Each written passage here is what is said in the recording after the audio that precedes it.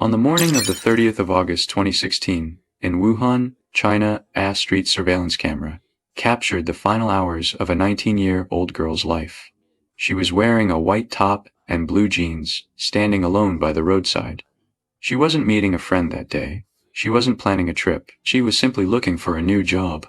Before long, an electric three-wheeled taxi, the kind commonly seen throughout the area, pulled up in front of her. The girl negotiated a fare with the driver, got into the vehicle, and headed toward an industrial park. From the surveillance footage, it looked like nothing more than an ordinary transaction.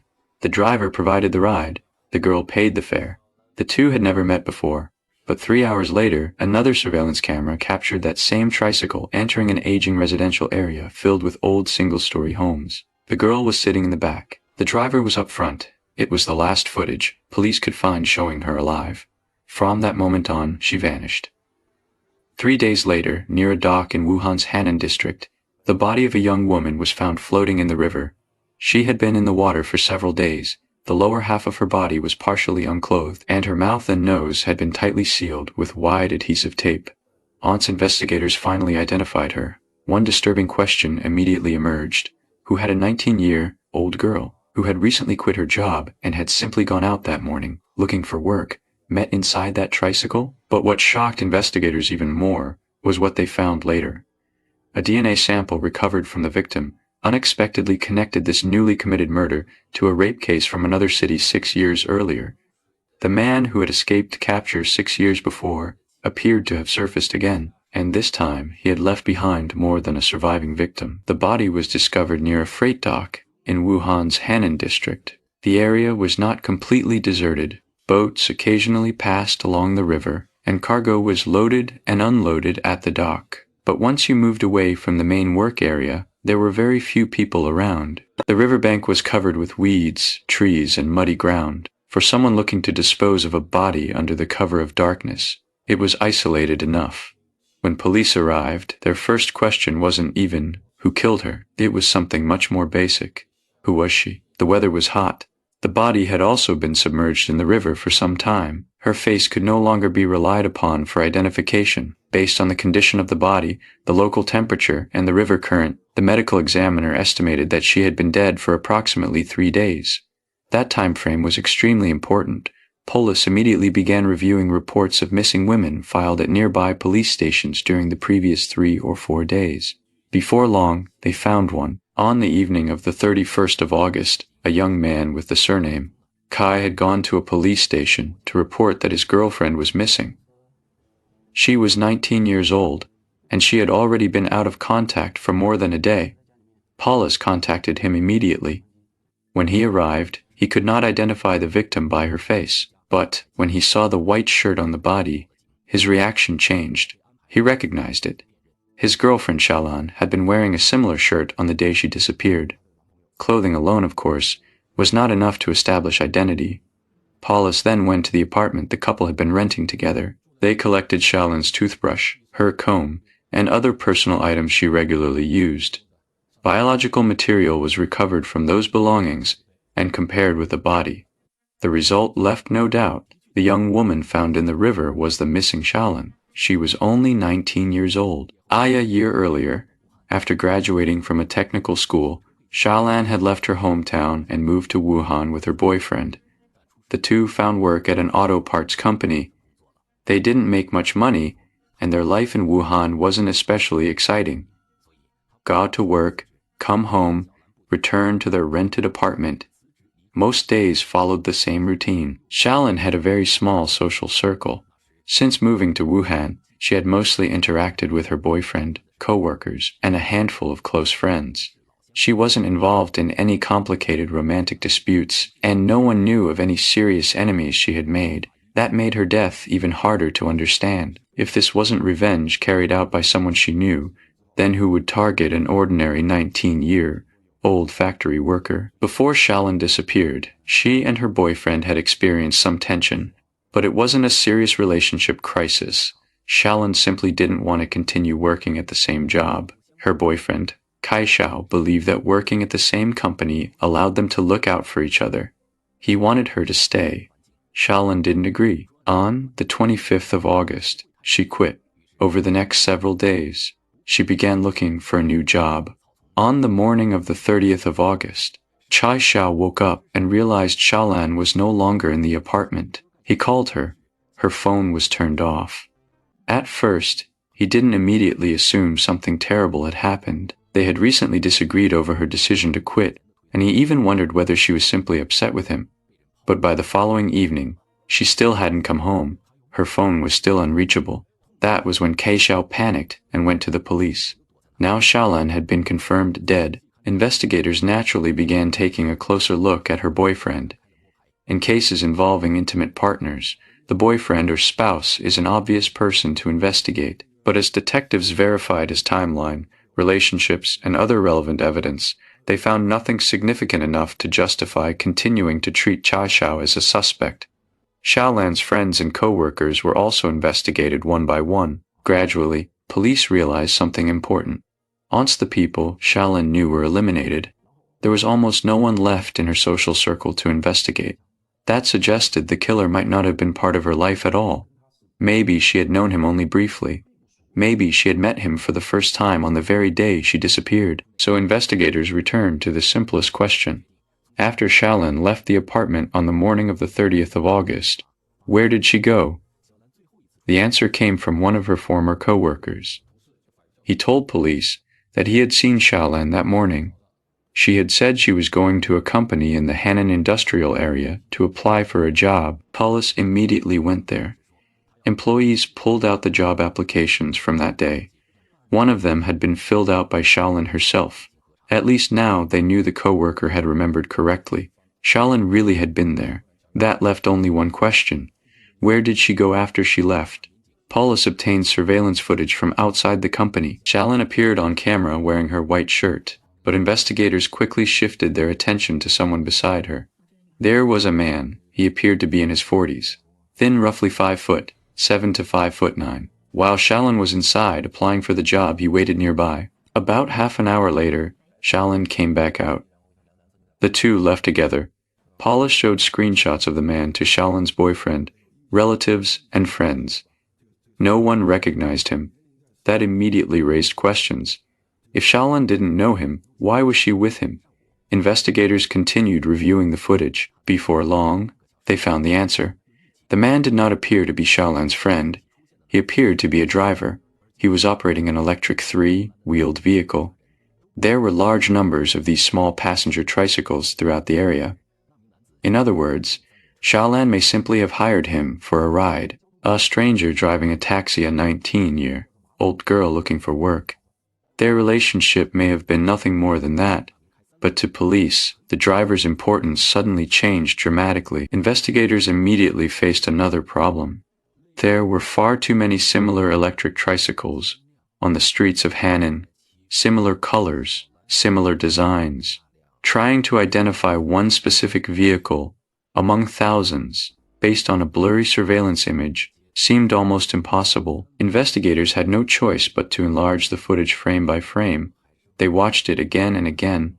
Eventually, a few details stood out. The tricycle wasn't completely generic. A noticeable white metal strip had been installed near the front. There were also distinctive markings on the body of the vehicle, and the rear luggage rack wasn't factory standard. The owner had welded additional metal onto it, making it taller.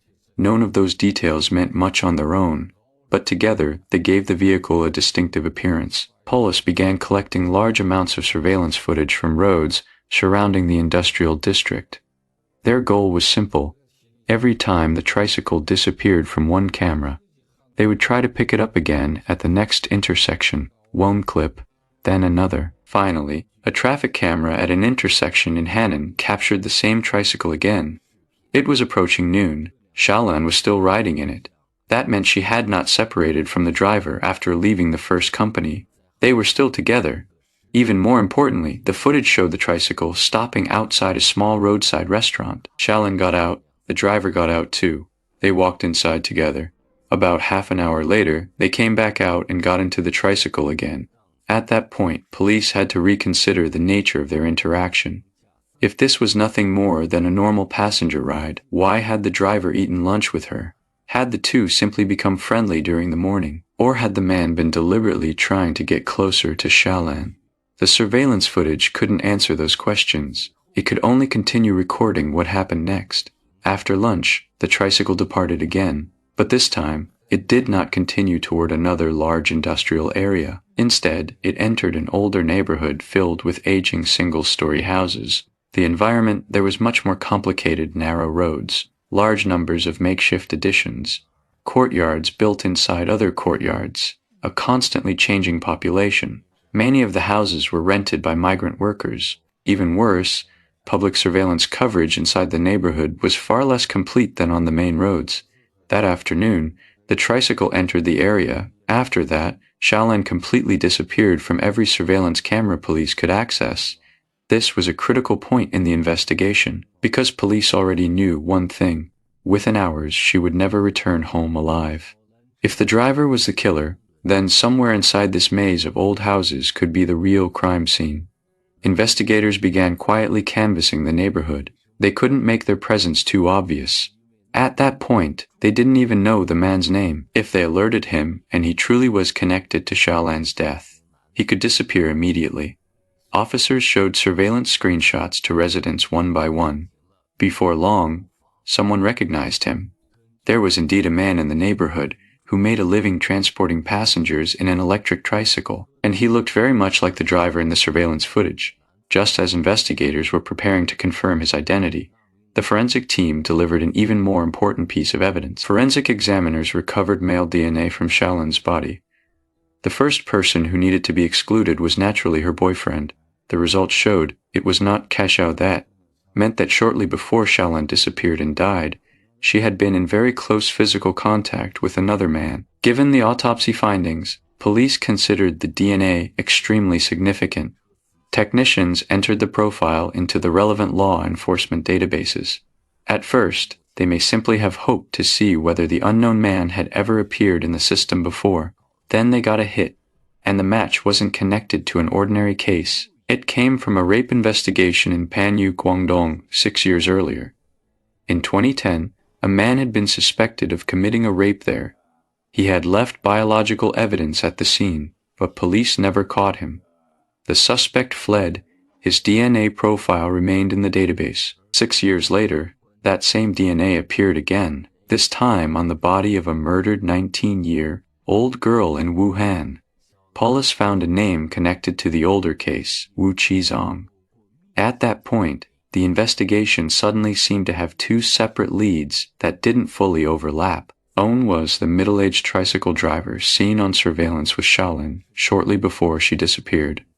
The other was Wu Qizong, a fugitive wanted in connection with a rape case from 6 years earlier. Where they connected, Kud police have been following the wrong direction all along. The task force did not abandon the tricycle lead simply because of the DNA result. No matter what, the driver seen on surveillance was real, and he remained the last known person seen traveling with Xiaolan. So investigators decided to find the driver first. Once they had him, they could determine whether the two leads were connected, but just then, something strange happened. The tricycle driver, who had once been seen around the neighborhood almost every day, suddenly disappeared. For several days, no one saw him out working. No one seemed to know where he had gone. Then police learned something even more suspicious from another driver who knew him well. The man had suddenly decided to sell his tricycle. The same tricycle police had been tracking. His asking price was 6,000 yuan. That immediately put investigators on high alert. If someone simply wanted to replace his vehicle, there would be nothing suspicious about selling it. But this man had been the last known person seen with a missing girl. Then, immediately after the crime, he disappeared. And now he was urgently trying to get rid of the very vehicle police were attempting to identify. The timing was difficult to ignore. There was another practical concern as well. A person preparing to run needs money. Selling the tricycle would give him cash, while also removing the most recognizable piece of evidence connecting him to the investigation. The task force decided they had to arrest him immediately, but simply searching for him might already be too late. So they tried something else. Through someone who knew the driver, police sent word that they had found a buyer for his tricycle. If he really wanted to sell it quickly, he would probably show up. A meeting was arranged at a relatively isolated location. On the afternoon of the 4th of September, 2016, it was time for the deal. An experienced officer changed into civilian clothes and posed as the buyer.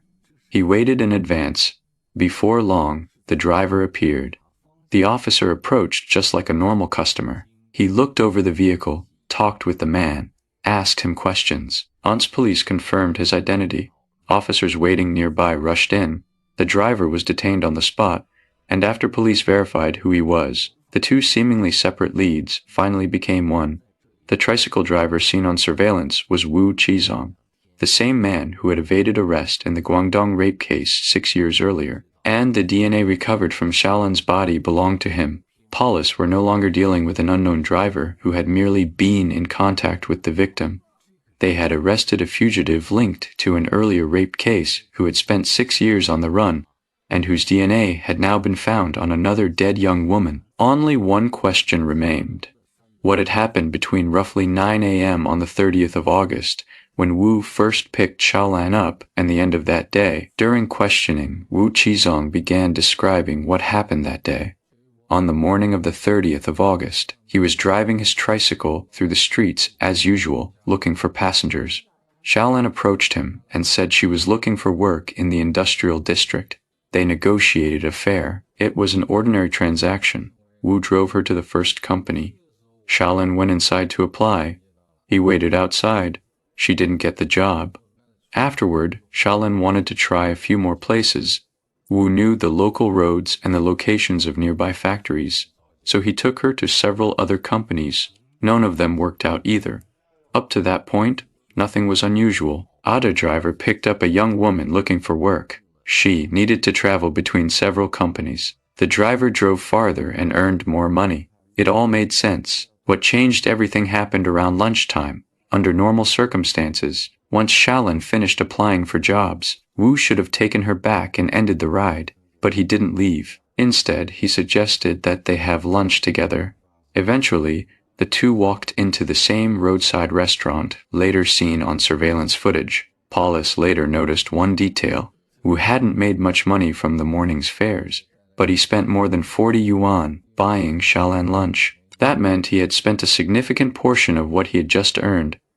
For someone making a living transporting passengers by tricycle, this wasn't a necessary expense. Looking back, police believed this may have been the point when Wu's intentions began to change, but Xiaolan didn't know that. From her perspective, this driver had spent the entire morning taking her from one company to another. He knew where the factories were, he knew the roads, and both of them were migrant workers trying to make a living away from home.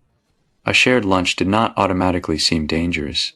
The truly dangerous invitation came afterward. Wu told Xiaolan that he wanted to stop by his place first and drop off a few things. Then he made another suggestion. It was lunchtime, and many companies were closed for their midday break. Why not go to his place and rest for a while? Once the factories reopened in the afternoon, he could continue driving her around to look for work. To a young woman eager to find a job, the suggestion may even have sounded reasonable. He had already spent the entire morning helping her get around, and he was offering to keep helping in the afternoon. So Xiaolan did not become suspicious enough to refuse. She climbed back into the tricycle. That became the final stretch of surveillance footage showing her alive. The vehicle entered the old residential neighborhood. Wu was in front. Xiaolan sat behind him. Then the two entered Wu Qizong's rented room. From that point on, the cameras outside could no longer see what happened inside. The weather in Wuhan was still hot and humid that day. After spending the entire morning traveling between different companies, Xiaolan was tired. Once inside Wu's rented room, she sat down and leaned near the bed while using her phone. Wu remained in the room as well. At first, there was no immediate confrontation. Xiaolan was simply resting. Gradually, she fell asleep, and from that moment on, the small amount of public space that had existed between the two disappeared completely. There were employees inside the restaurant. There were people on the streets.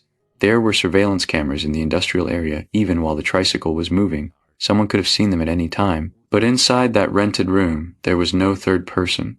Wu later told police that around 2 p.m., he developed the intention to sexually assault Xiaolan. He began assaulting her while she was asleep. During the attack, Xiaolan woke up. She resisted. She refused. At that point, Wu still had a choice. He could stop. He could let Shaolin leave. He could face whatever legal consequences followed. But the next thing Shaolin said reminded him of something he had been running from for 6 years. She told him she was going to call the police for an ordinary person. I am calling the police is simply the most natural form of self-protection for a victim. But to Wu Qizong, those words meant something else entirely. His identity could not withstand police scrutiny. 6 years earlier, in Panyu, Guangdong, he had already been suspected of rape. DNA had been recovered from that scene. He had managed to escape before police could arrest him. Over the next 6 years, he hid in Wuhan. He moved somewhere new. He made a living, driving a tricycle. On the surface, he appeared to have blended back into ordinary life. But the old case had never disappeared. The DNA had never disappeared. All it would take was one encounter with police for investigators to potentially connect him to the crime from 6 years earlier. So when Shaolin said she would report him, Wu was no longer thinking only about the sexual assault he had just committed. He was thinking, if the police get involved, the crime from 6 years ago could also come back to him. He was unwilling to accept that consequence, and so an assault that had already devastated a young woman's life escalated into something even worse. Wu attacked Shaolin again. He grabbed her by the neck. He continued until she stopped responding. That account was consistent with the injuries later discovered around her neck and the medical examiner's finding that she had died from mechanical asphyxiation. But even after Shaolin stopped moving, Wu still wasn't satisfied. He worried she might only be unconscious. He worried she might wake up. He worried she might still go to the police. So he found a roll of wide adhesive tape inside the room. He sealed it over Shaolin's mouth and nose, a 19-year-old girl who had spent that morning walking into company after company filling out job applications, never left that room alive. After Shaolin died, Wu Qisong did not call the police. He did not ask anyone for help. His next concern was getting rid of the body. He left the rented room and purchased woven sacks and other items. Then he waited. The neighborhood was complicated and crowded, but that did not mean it was deserted during the day. Trying to move a body onto a tricycle in broad daylight would have been far too risky. So Wu waited until dark. Only after nightfall did he return to the room. He packed Shaolin's body and moved it onto the same electric tricycle that police would later spend hours tracking through surveillance footage. Then he drove toward the river. Eventually, he chose the same area near the dock where police would later search. The current there was relatively slow. Few pedestrians passed through. At night, the area was even quieter. Wu dumped Shaolin into the river. Perhaps he believed it was over. The body was in the water. The tape, the woven sacks, the darkness, the river itself. Maybe he thought all of it would erase what he had done, and he had already escaped once before in another city. 6 years earlier, police in Guangdong had failed to catch him. 6 years later, he may have believed he could disappear again. But this time, things were different. 3 days later, Shaolin's body did not disappear. It was found. Police vehicles began appearing throughout the area. Investigators canvassed the streets. They pulled surveillance footage. More and more people began talking about the young woman who had been found near the river. Wu, hiding within the same community, quickly realized police were closing in. He stopped going out regularly to pick up passengers. He began thinking about selling his tricycle. What he didn't know was that police had already identified several unique details on that vehicle through surveillance footage. He also didn't know that the DNA left on Shaolin's body had already pulled his name out of a 6-year-old rape investigation in Guangdong. Wu wanted to get rid of the vehicle. Police used that decision to make him walk directly into their trap. Once the case was solved, many of the details seemed disturbingly ordinary in hindsight. Shaolin had not gone alone to an unfamiliar nightclub late at night. She had not secretly met someone she knew only from the internet. She had not gone exploring in some obviously dangerous place. She had simply gone out during the daytime to look for a job. Wu Qizong didn't initially appear to be an obvious threat either. He was a street driver offering rides in an electric tricycle. He helped her find companies. He waited outside. He drove her to the next one. He bought her lunch. Then he told her the factories were on their lunch break. Why not rest at his place for a while, and then continue looking for work in the afternoon? If you only looked at the first half of the story, It could almost seem like an example of two strangers helping each other while trying to get by away from home. But what police later reconstructed told a very different story. A man who had previously been suspected of rape and had spent 6 years on the run happened to meet a 19-year-old girl while picking up passengers. She knew nothing about his past. She had no reason to. To her, he was simply the driver standing in front of her. But once the two entered a private room with no cameras and no witnesses, the imbalance in what each person knew became deadly. Shalin thought she understood who she was dealing with. She didn't. And what Wu truly feared was not Shalin herself. It was what she said after she woke up. She would call the police. Calling the police meant officers would check his identity. It meant the DNA from 6 years earlier could resurface. It meant the case he had spent 6 years escaping could finally catch up with him. So he chose to permanently silence the one person who could report him. But in the end, he still couldn't escape that DNA polish. Later brought Wu back to relevant locations to reconstruct and identify parts of the crime. In front of cameras, he began expressing regret. He said he was sorry to Shalin. He said he was sorry to her parents. He even said that nothing he could ever do would make up for what he had done. But by then, regret meant nothing. For Shalin's parents, they had lost their 19-year-old daughter. For her boyfriend, when he woke up on the 30th of August and realized she was gone, he may genuinely have believed she had simply gone out looking for work, or was still upset with him over the disagreement about quitting her job. No one could have imagined that she had simply gotten to a tricycle, and within a few hours, her life would be over. Police didn't reconstruct the entire timeline because of one dramatic genius detective moment. They did it through a series of very small details. A hair accessory found in the grass near the river suggested that the body may have been dumped nearby. A former co-worker remembered Shalin saying she was going to apply for a job, which led police to the company she had visited. A job application confirmed she had actually been there. Surveillance outside the company captured the unknown driver. A white metal strip and a modified luggage rack helped police distinguish one tricycle from hundreds of nearly identical vehicles. Restaurant surveillance proved the two had not separated after the first job interview. Additional traffic cameras then followed the vehicle into the old residential neighborhood. And finally, the male DNA recovered from Shalin's body crossed 6 years and hundreds of miles to connect the Wuhan murder with the older case in Panyu, Guangdong. Wu Qisong believed 6 years meant the past was gone. It wasn't. The unidentified DNA profile from that earlier case had remained in the database the entire time. It was simply waiting to appear again. But when it finally did, the cost was another young woman's life. What makes this case so disturbing is not that the killer used some elaborate method, quite the opposite. Almost nothing about what happened required sophisticated planning. There was no long-term stalking. No complicated setup. Wu may not even have selected Shalin in advance. They met by chance. She needed to find work. He happened to be driving passengers. The real danger approached one ordinary decision at a time. She got into his tricycle. Nothing happened. She let him take her to a few more companies. Nothing happened. They ate lunch together. That didn't seem dangerous either. Not until Shalin entered a room where the two of them were completely alone.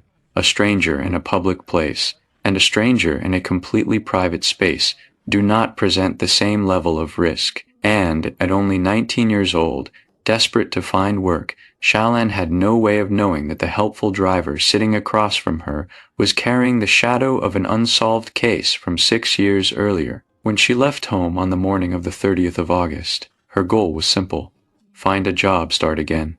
3 days later, police could only find her in the river. And in the end, what caught Wu Qizong was exactly what he had been most afraid of: a police report, an investigation, an identity check, and the DNA he believed no one would remember if he stayed hidden long enough. 6 years did not erase his past. The river did not erase the evidence from this crime either. When investigators finally connected the tricycle, the surveillance timeline, and the DNA from 2 different cities, the escape that Wu Qizong had begun 6 years earlier finally came to an end.